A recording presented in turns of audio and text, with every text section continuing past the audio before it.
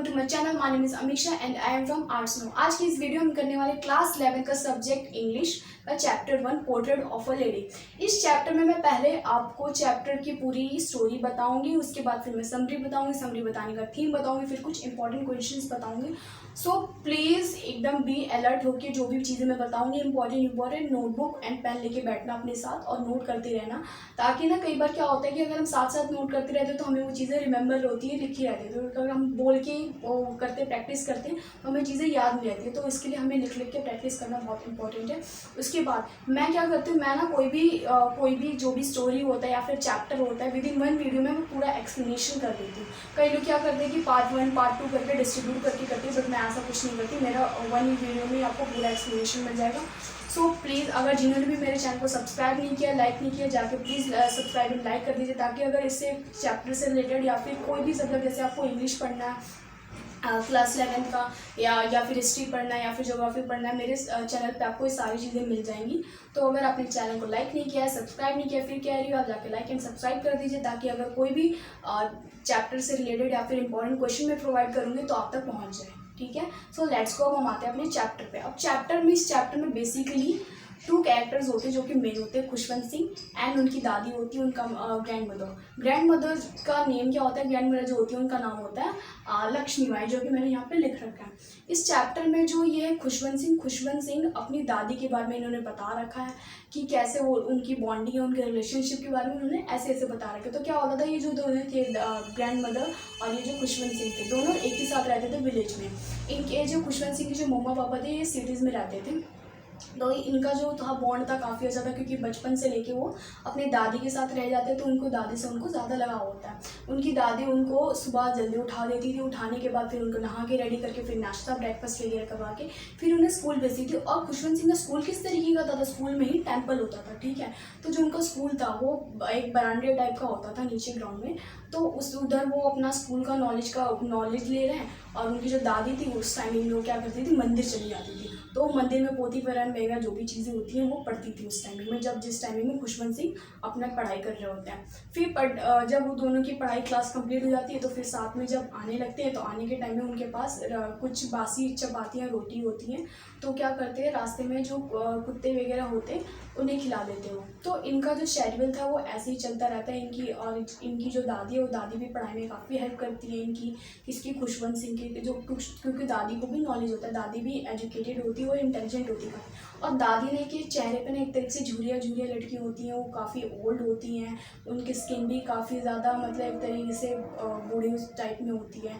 और ना एक हाथ जो होता है उनका कमर पे बिल्कुल लाइट इस तरीके से होता है, और एक हाथ में उनकी हमेशा ग्रॉसरी जो कि एक माला होता है वो हमेशा जपते रहती थी।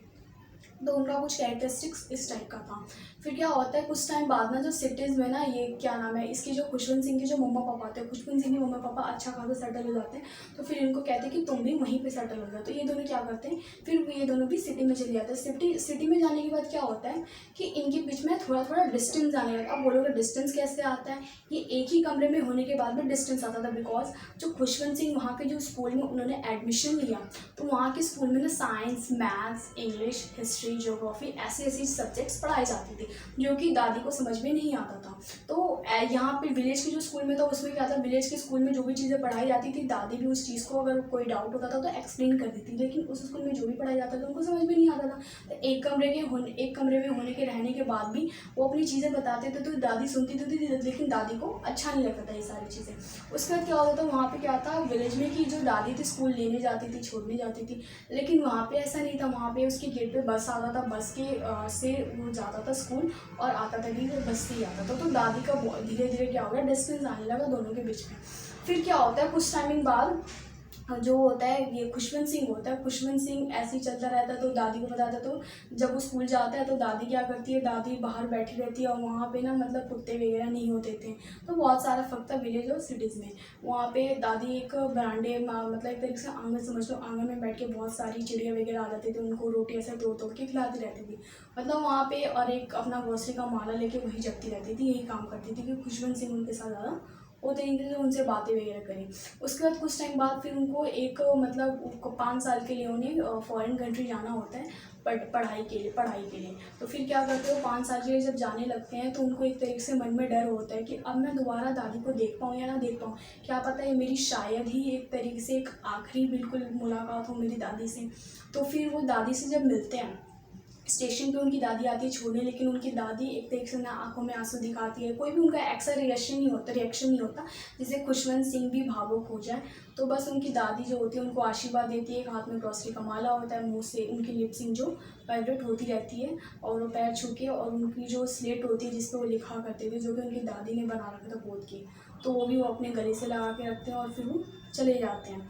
तो जब वो वहाँ पे 5 साल बाद जब आते हैं, फिर देखते हैं अपनी दादी को, तो स्टेशन पे जब दादी से उनकी फिर से मुलाकात होती है, दादी जब आती है उनको लेने के लिए, तो उस टाइमिंग में भी दादी वैसी ही होती है, दादी में कुछ चेंजेस नहीं होता। दादी उनको गले से लगा लेती हैं, ठीक है, अपने बाहों में भर लेती हैं।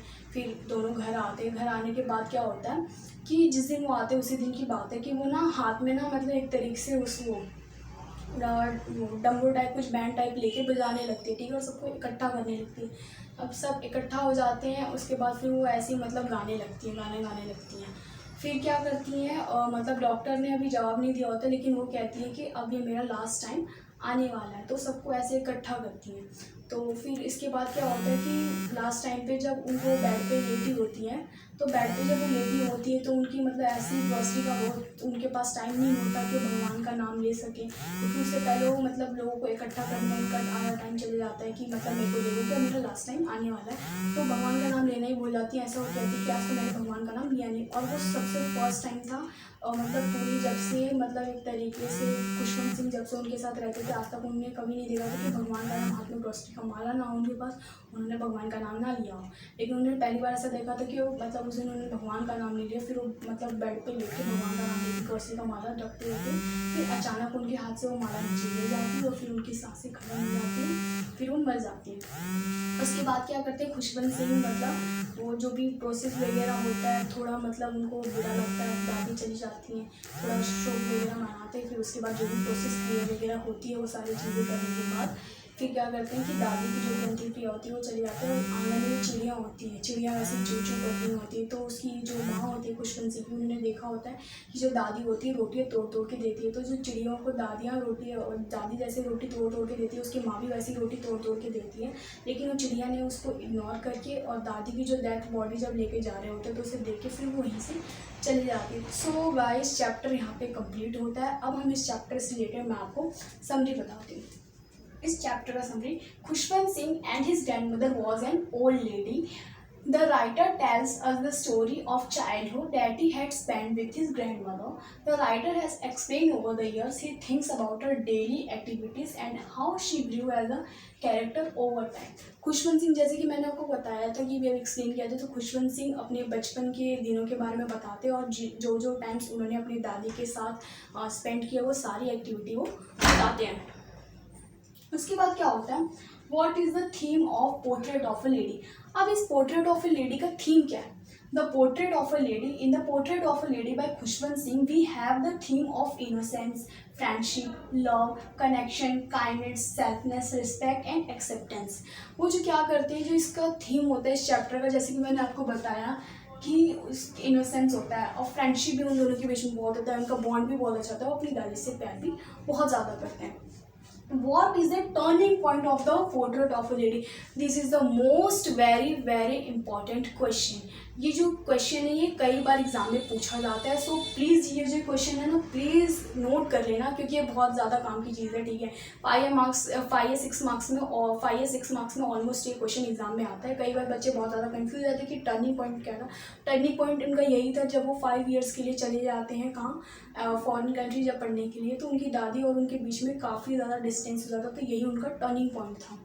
उसके बाद हम आते हैं turning point, it refers to the point where the author's relationship with his grandmother changes drastically after they move to the city house. होता क्या है, जब वो सिटी हाउस मतलब जब वो शहर चली जाते तो एक्चुअल में मतलब वो उस टाइमिंग में तो बहुत ज़्यादा उनके बीच में डिस्टेंस हो जाता है कम, जब वो मतलब फॉरेन कंट्री चले जाते हैं पढ़ने के लिए। बट उससे भी पहले जब वो सिटी में जब शिफ्ट हो जाते हैं दोनों, grand mother and Khushwant Singh, तब से उनके बीच में रियलिटी मतलब एंडिंग अगर आपको है टर्निंग पॉइंट तो आप यहीं से लिखना, वहाँ से मत लिखना, सॉरी माय मिस्टेक, कि आपको यहाँ से लिखना है कि जब वो सिटी हाउस में शिफ्ट हो गए ना तब से एक्चुअल में टर्निंग पॉइंट स्टार्ट हुआ। टर्निंग पॉइंट तो उस टाइमिंग में काफ़ी ज़्यादा बढ़ गया था, कब, जब वो वहाँ पे शिफ्ट हो गए थे मतलब फॉरेन कंट्री में। तो फॉरेन कंट्री में तो वो जब शिफ्ट हो गए तो फिर क्या हो गया कि फिर और भी ज़्यादा हो गया। वहाँ से भी आप लिख सकते हो, बट अगर आप यहाँ से लिखोगे तो ये काफ़ी ज़्यादा बेटर हो, क्योंकि बिकॉज सिटी हाउस में शिफ्ट होने के बाद ही तो दोनों एक दूसरे को टाइम नहीं दे पाते थे, वो अपने काम में बिजी रहते थे, वो अपने काम में बिजी रहते थे। सो ये जो क्वेश्चन है बहुत ज़्यादा इंपॉर्टेंट है, और अब इसका आंसर जो भी मैंने यहाँ पे बोर्ड पे लिखवा रखा है ना, समरी हो गया, थीम हो गया, हाँ टर्निंग पॉइंट हो गया, ये सारी चीज़ें बहुत ज़्यादा इंपॉर्टेंट है। तो ये आप लोग अपनी कॉपी या फिर जो भी आपने नोटबुक या फिर रजिस्टर जो भी बना रखा है उसमें नोट कर लेना। So thank you for watching my video.